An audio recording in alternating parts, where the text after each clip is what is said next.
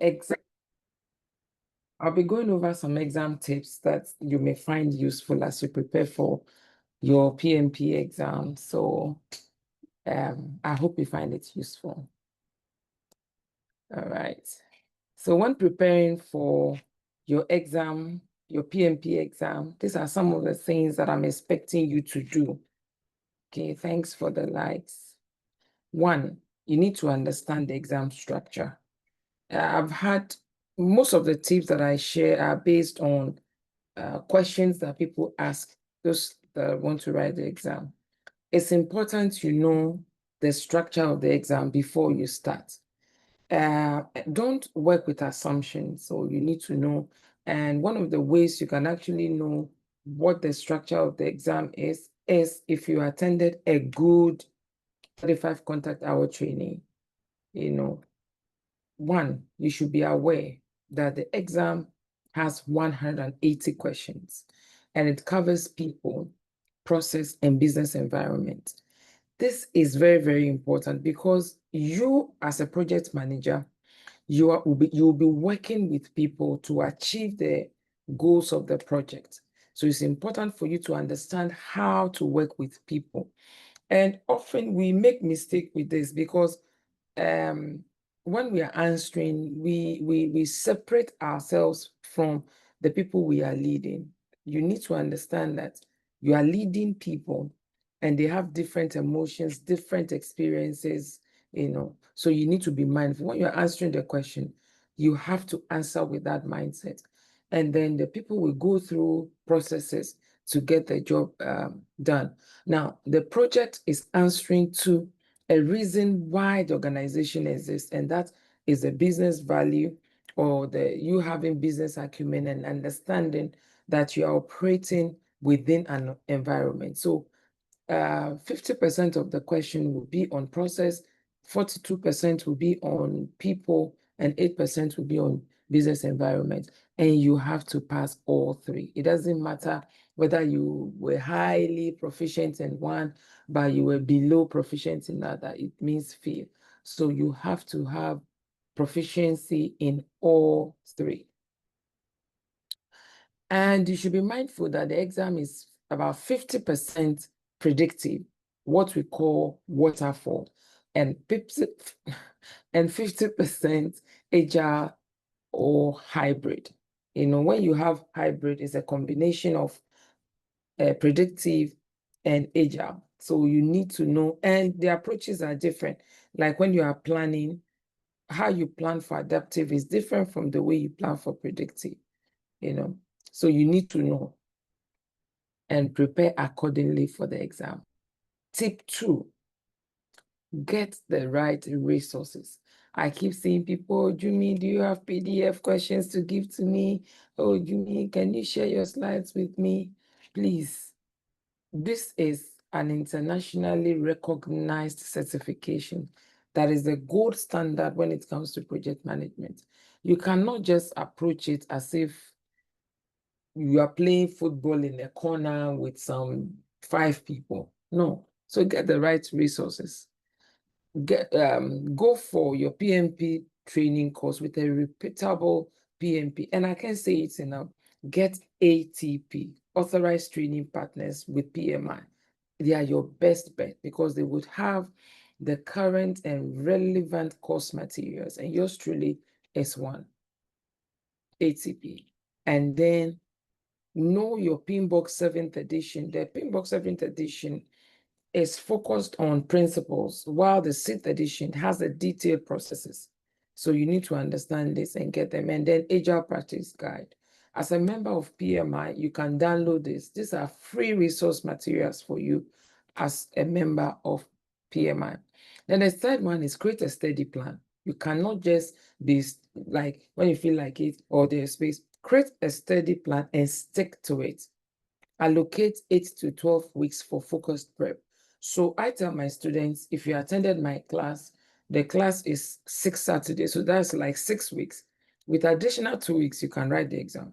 If during the 6 weeks, you were actually studying, you are ready to write the exam, but let's stretch it to 12 weeks. So 6 weeks, the training period, 1 week for application and waiting to hear from PMI in terms of approval, then you study. So 8 to 12 weeks, you are good to go to do your training and write the exam. Then you also need to study consistently. Sometimes I think people wish there's some magic wand to do, then you write the exam. No, it doesn't work that way. You need to study consistently. You need to say, okay, every day I will study 1 hour. Every day I'll do 2 hours.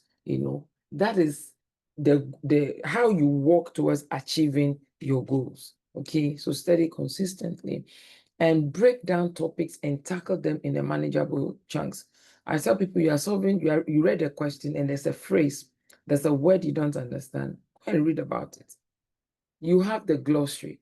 If you went for a good training partner, you will be given the glossary, which is like the dictionary to the PMP. Check it out. Don't just okay, when I see this, I'll check it out and understand what it means. Tip 4, practice with exam style questions. As much as possible, take a full length practice questions because it helps you to adjust. Some people have difficulty sitting for 4 hours or 230 minutes, which is 10 minutes short of 4 hours to write exam. But when you practice the full length, that is doing 180 questions, 230 minutes, it will help you build stamina and also help you identify knowledge gaps. And then focus on why answers are correct, not just memorizing them. My simulator, for instance, after you submit the exam and it scores you, you can review it. You can pick one question after the other, looking at it. Why is this right? Why is this wrong? And understand why behind the answer. What that does is it prepares you to be able to apply same principle to similar questions. So don't memorize questions and then you have 50 questions, you attempted it first time, you got 15, then you look at the answers, you memorize, then you answer, then you get 50. If you should meet those similar questions in the exam, you may fail them. So understand the whys behind the questions. Okay. Tip 5, master key concepts. There are key concepts when it comes to PMP. Master them. Agile approaches and mindset. It's a concept.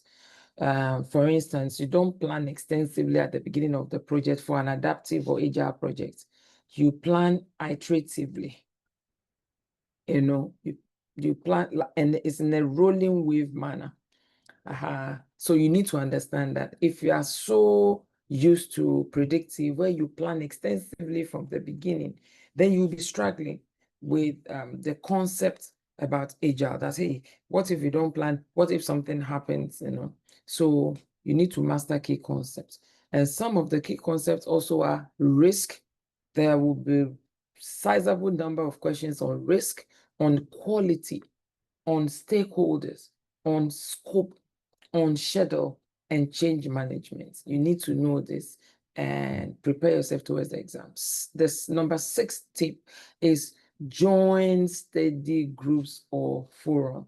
I get so much frustrated with the group that I've created that I'm writing the exam in 2025 and I'm ready for Jumoke's Wahala problem or something. I've forgotten how I named it. And questions will be posted. You will check people who have seen and read the questions and they are not doing anything.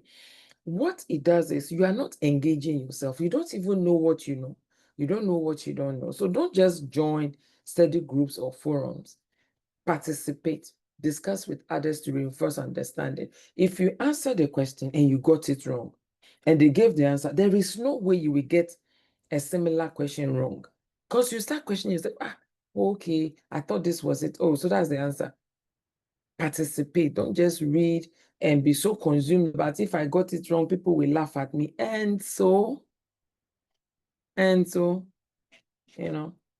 be part of it. Join PMI chapter events. If you're in Ghana, join PMI Ghana, because sometimes there are occasions where PMP related issues, topics, insights, concepts are discussed. And you can join groups like that also on LinkedIn where they can post things, but don't substitute it for you getting a simulator. There is so much they can do. So get good simulator. Tip 7, focus on real world application. PMP question is not asking you what are the differences of itemize, what are the advantages of define. No, it's giving you situational scenarios. And it's asking you, as a project manager, what would you do to avoid this? As a project manager, what has not been done? As a project manager, how would you resolve this?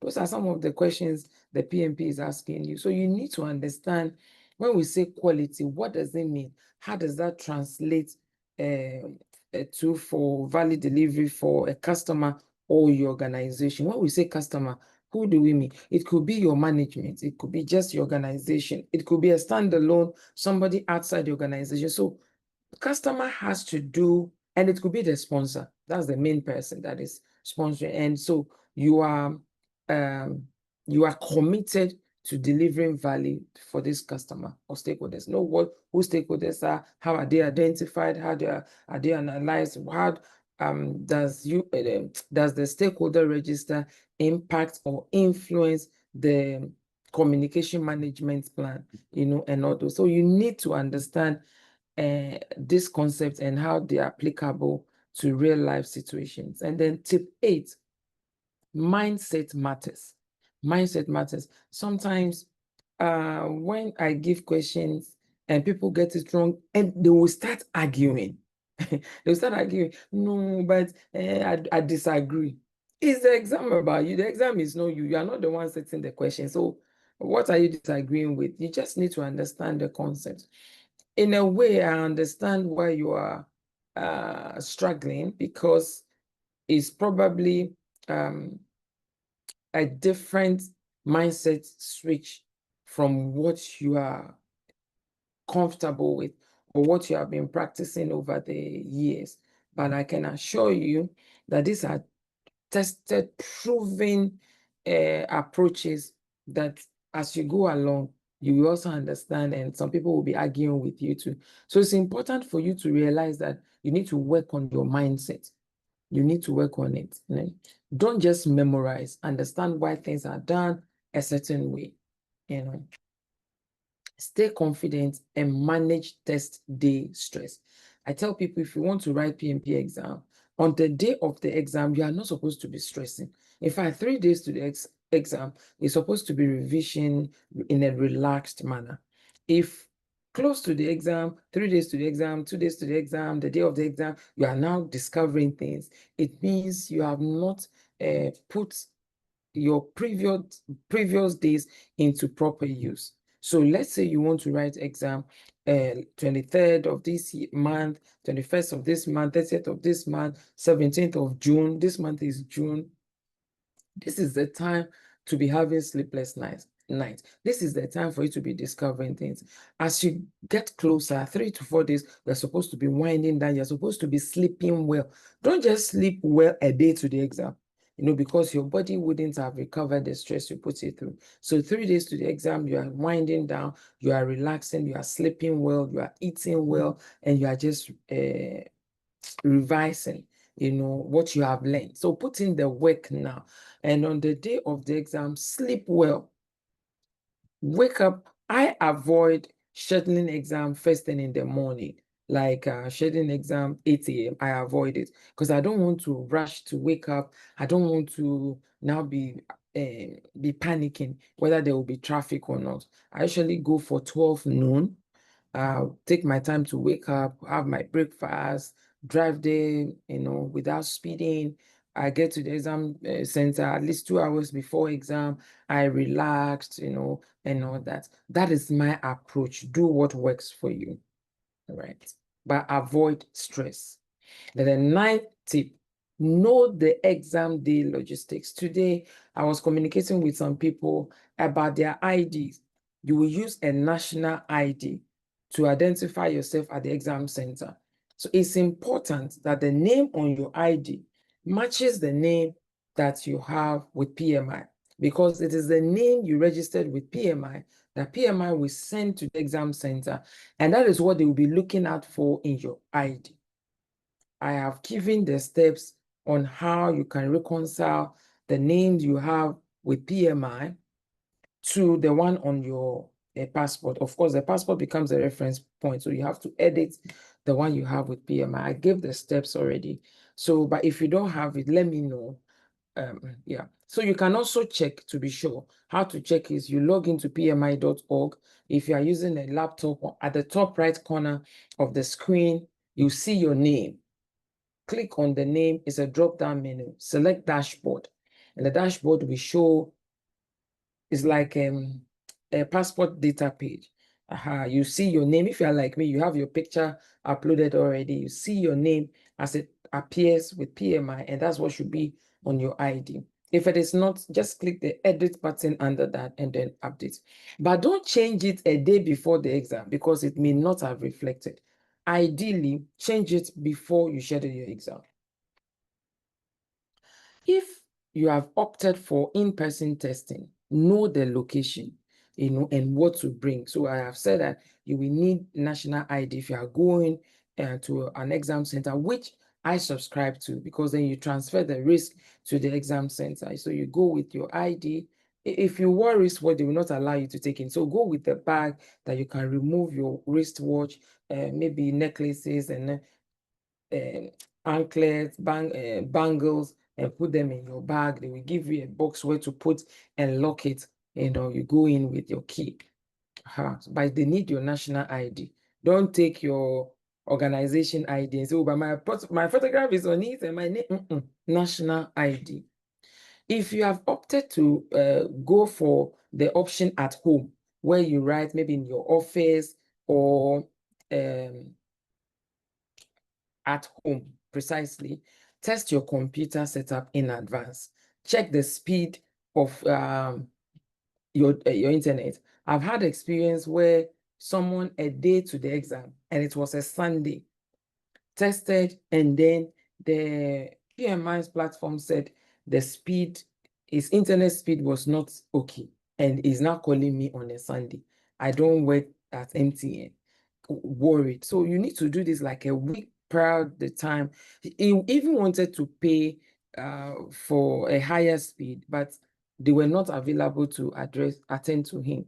So test your computer, test your internet, ensure that you have constant power supply. Yes, and then you do that. I want to take the test in September. Work is paying. Can I study start in the middle of the month? Please let me, middle of what month? Your question is not very clear. And the last but not the least tip, take care of yourself. Take good care of yourself. Like what I said about sleeping well, eating well, get enough sleep. I was watching a video today, and so the doctor was asked, what is one thing you would recommend for living longer life and a quality one at that? The doctor said sleep. So you sleep.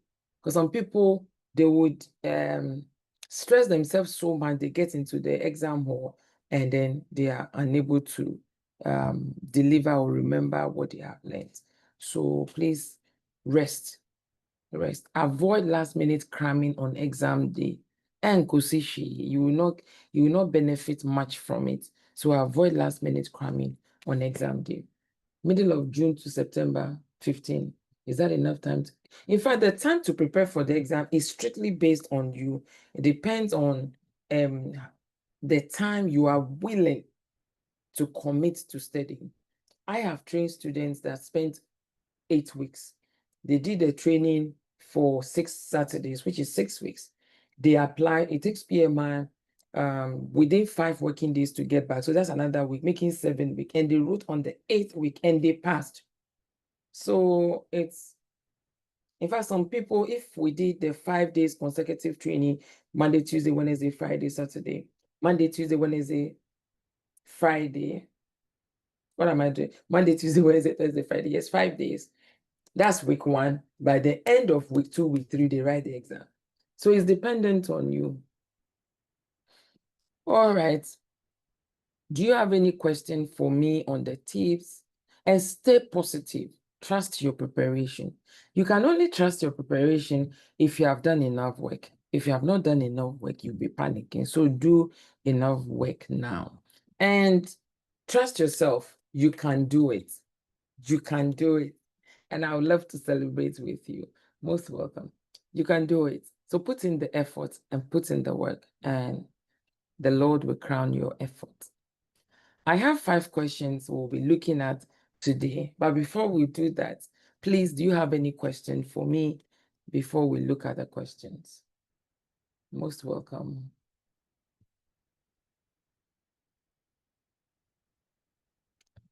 Do you have question, or I should go straight on to the questions we have today?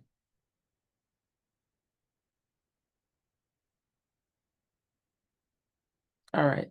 You don't have question. Let's go to the first question. Can I get someone to read the question for us?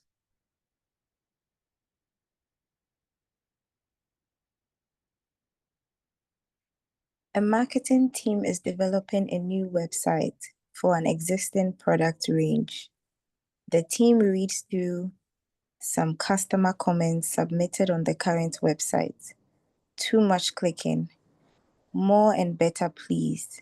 Make it easier.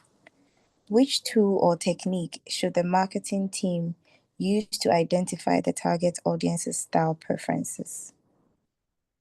A. Focus groups. B. Brainstorming. C. Product analysis. D. Benchmarking. All right, so I will count 1 to 3, and then we'll look at what the answer is. Okay. And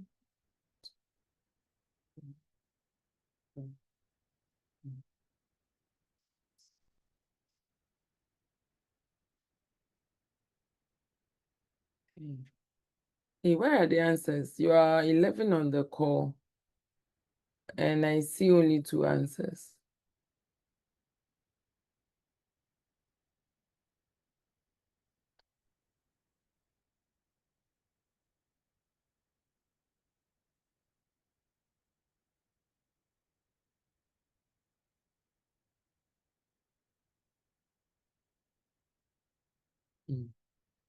All right.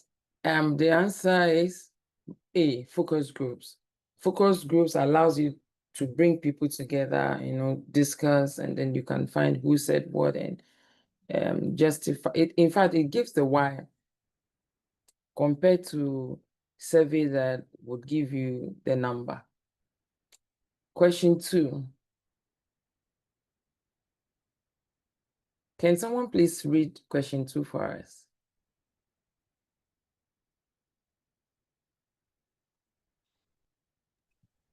A project has the following characteristics.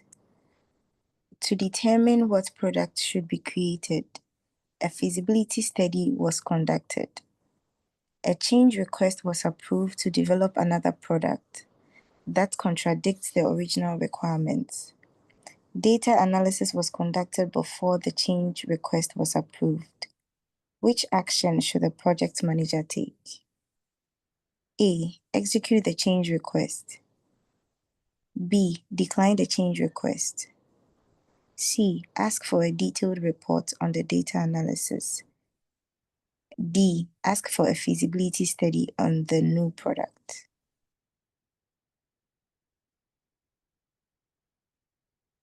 Yes, so this I'll count 1 to 15. Please take your time and read the question carefully. 1, 2,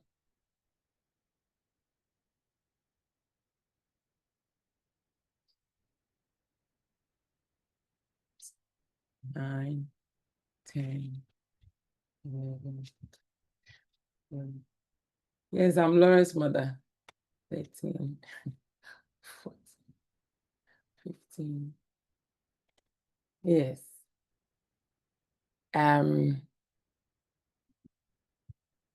Let's see.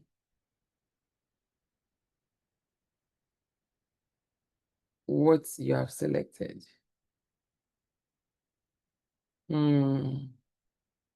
Let's look at the question. I suspected this would happen. A project has the following characteristics. Okay. One, the characteristics of this project is one, to determine what product should be created. A feasibility study was conducted. So the outcome of the feasibility study was a product to be created. Now, a change request was approved to develop another product that contradicts the original requirements. So you had product A to deliver. In the course of you about to deliver, there was a change request, and the change request contradicts the first product, okay? Data analysis was conducted before the change request was approved. So the data that was analyzed was based on the previous product that came out of the feasibility study. Which action should the project manager take? Execute the change request. It will be so difficult because if you execute the change request, you have something in your hand that contradicts the initial feasibility study outcome. All right. Decline the change request is in the same bracket with executing and declining. Ask for a detailed report of the data analysis, or ask for a feasibility study of the new product. The change request, the project manager or whoever was in charge conducted the impact on the scope, on the budget. But then, if you are thinking of, if you are versed in business acumen, you want to deliver value to the organization, or you want to deliver value to your customer. And you can't say, because they say I should do it, I will just do it. So you cannot just go straight to executing the change request. They are conflicting information. So you ask for a feasibility study of the new product. Because if you conducted feasibility study on the first product, where is the feasibility study on this product that is contradicting this feasibility, the outcome of this feasibility study? So you cannot just go ahead and execute the change request. Vous comprenez? Oui, madam. Especially because data was analyzed before the change request was approved. You will also need a feasibility study to be able to adopt, to determine whether you are going to take it or not. I don't know which exam I was doing. I think risk or something. This question kept coming out. And the first option I chose, I'm recording this, so don't let me say it. All right, so it's not enough to just execute the change or decline it because the project environment has changed. A new feasibility study will ensure the project's purpose and alignments are still valid, because that is what you are doing. You are helping the organization to achieve their goals, right? So question 3, today we have only 5 questions, so I will encourage you to participate. I want someone else, aside Rhoda, to please read the 3rd question for us. Okay, thank you. The question 3 says that user test results for a prototype release are ready. The test users describe the kind of smoother experience they want, the many missing features they desire, and the ways the product could be more visual appealing. What conclusion can be drawn from the user input? A. The tests are relevant. The prototype design is not complete. B. The test were a failure. Most of the features will need to be redesigned. C. The test will a success. The input will ensure a more targeted backlog.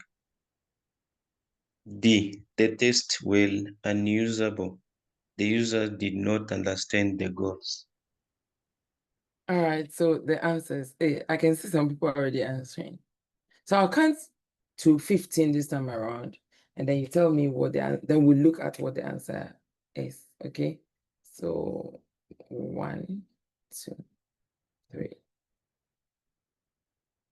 6,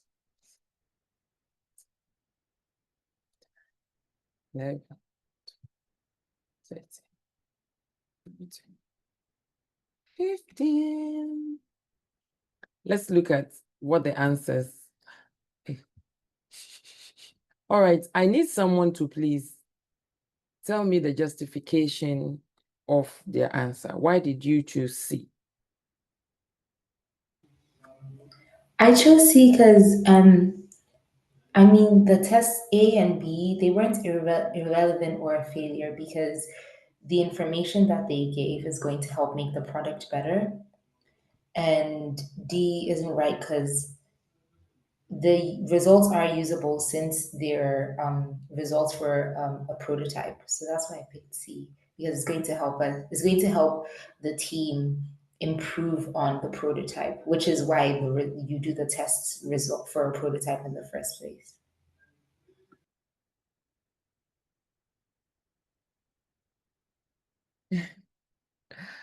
It's amazing you all got it. Are you all in IT or something, or you have mastered adaptive methodology so well? I'm happy. Let's go to question 4. Can we get someone to please read question 4 for us?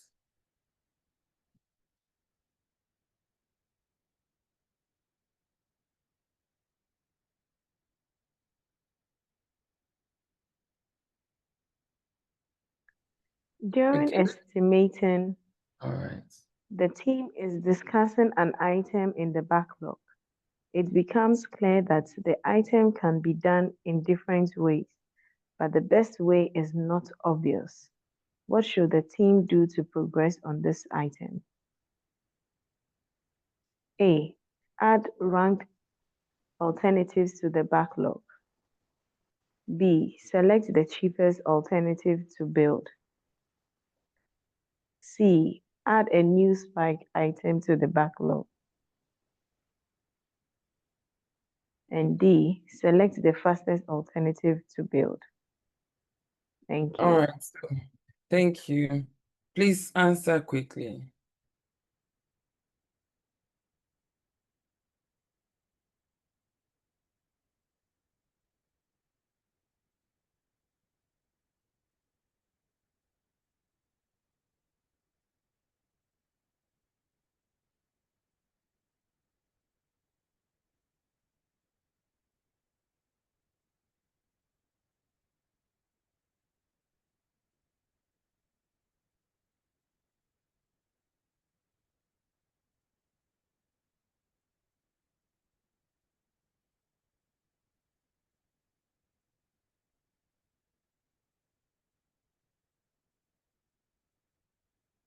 We should not be spending so much time on this.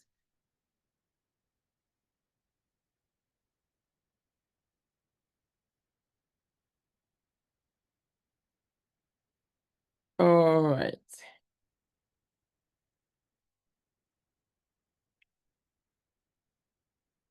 Okay, so I see C, I see A.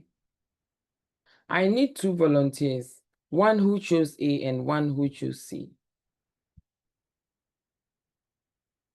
to please provide justification to why they selected the answers they did. I chose A because the question says it becomes clear that the item can be done in different ways, but the best way is not obvious. So I went with A because A says add ranked alternatives to the backlog. My understanding of that is prioritizing the items in the backlog to tackle the most critical ones. That was my understanding, which is why I chose A.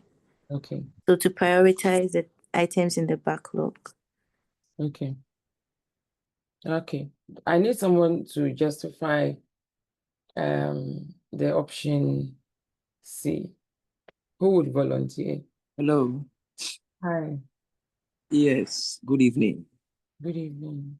Yes. So I chose C because the problem here is the best way is not obvious. So you have to create a spike to do a research, and come up with a best way for the work to be done. Right. So I chose C actually. Okay. C is the answer. In one of our earliest sessions, I actually explained what spike is. And Harold just also explained what spike is. When you don't know how to come about something or how to go about it in solving or managing it, in adaptive, you come up with spike. And spike is a time-boxed research that would help you to know what you are supposed to do. And I would like to also say something quickly here. It is not the responsibility of the team to prioritize what is in the product backlog. It is the responsibility of the product owner and the customer. When the product backlog is presented to the team, the job of the team is to pick from the prioritized list. So you have the entire product backlog, but then they itemize in order of priority the user story or the value to be created. So what you are going to select is dependent on the velocity of the team. And the velocity is also dependent on the number of story points the team can complete within an iteration or sprint. Okay, so you are not to prioritize the team. So they give you the product backlog and they've said, no, they've itemized one, market, 2, wash clothes, 3.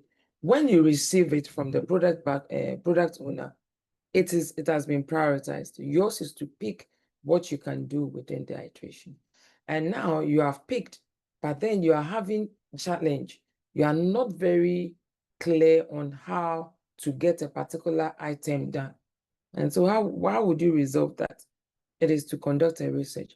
And so for this question, the challenge is if you do not know what spike is, if you are taking spike to be the English terms or phrase of what a spike means, you may lose it completely. So if I was solving this question, for instance, and I got to this point, at this point, I will not mind so much to get it wrong. That is if I'm preparing for exam.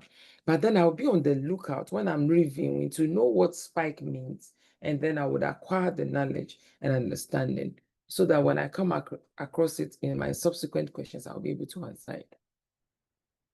And the last question for me for today is this. The Agile team is building a version of a smartphone shopping application suitable for older people. We've actually solved this question before. Marketing has not been able to find any volunteer test users fitting the profile. Which option would be most effective to ensure the best product value is delivered? A, examine evaluations of similar competitor products. B, ask older relatives about the price points they want. C, remove eyeglasses when testing the user interface. D, ask the product owner to run friendly tests with older relatives. So I'll count 1 to 10 and then we discuss. Yeah, 1, 2, 3, 6, 7, 8, 9, and 10. Okay, I see D. I see A and I see D. I see 2 people going for A. Can one of you volunteer and tell me why you went for A?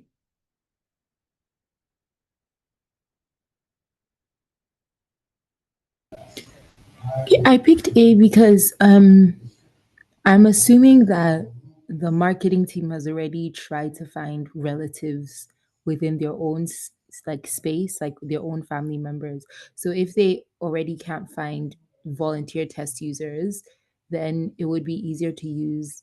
The next best option is to use research based off it from their competitors, since they already have overcome that challenge.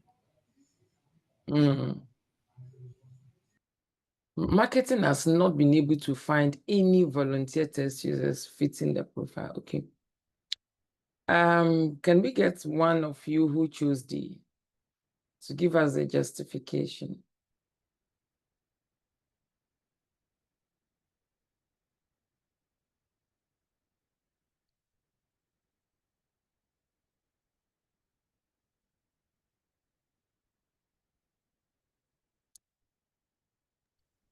Okay, let me call Absa. Absa, is that part?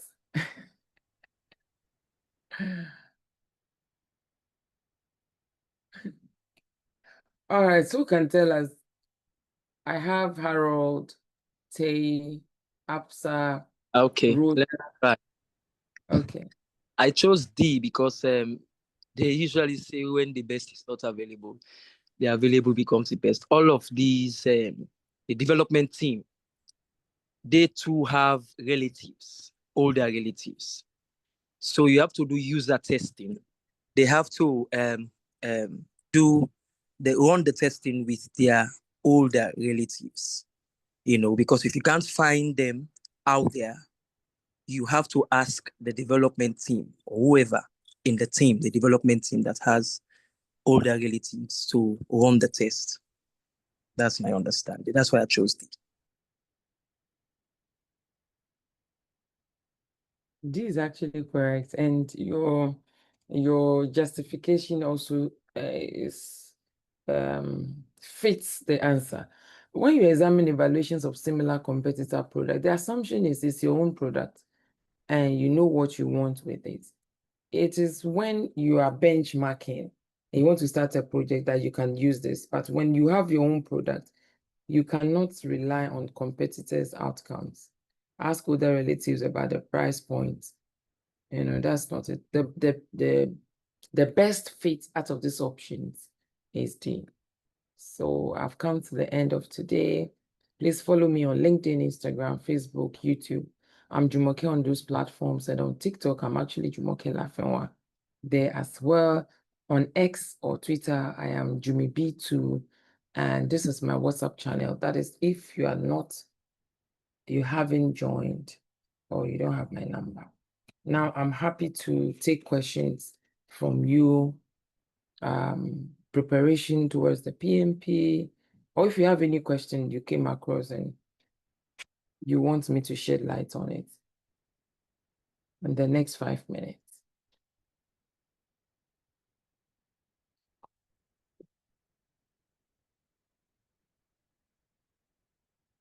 If you also don't have question, let me know so that we can close the session.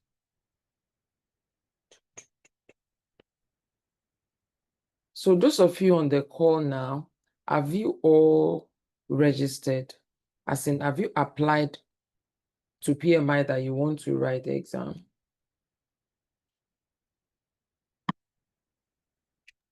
Yes, please. I have. Okay. Rhoda has applied. Samuel Parry has applied. And so have you received the outcome, as in approval? Yes, please. Good. And Samuel?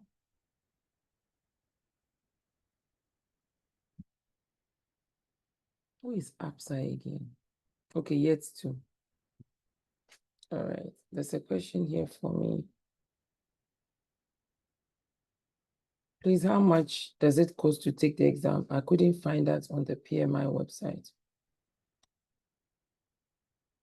Yet to apply. Okay, so the exam itself, the fee is $575 if you are not a member of PMI, especially if you are not a member of any of the African chapters. So if you are in Africa and you are a member of, let's say, Ghana, it will be $284. If you are in US or Canada or UK and you are a member, it will be $425. But if you are in Ghana and you are a member of PMI Ghana, then it's $284. There's discount for us in Africa. And then for the training, because those are the two requirements, training and then project management work experience. The training is 4,999 Ghana cedis, and that covers the tuition as well as the simulator. And when I gave the tips when it comes to preparing for the PMP exam, I forgot to mention the quality of your simulator. I see people asking for PDF. It's not the same as you being placed under exam situation or scenario, because the simulator that I use is time boxed. Time boxed means it's within a certain timeline.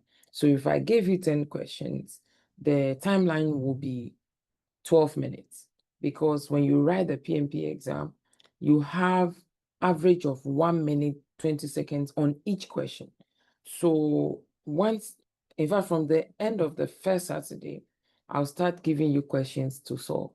And usually the first set of questions that I call quizzes is eye-opener for my students. And so you are exposed to that quickly.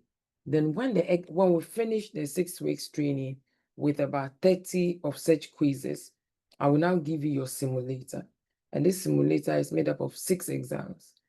The first 2 exams are 100 questions each, and then the remaining 4 exams are 180 questions each.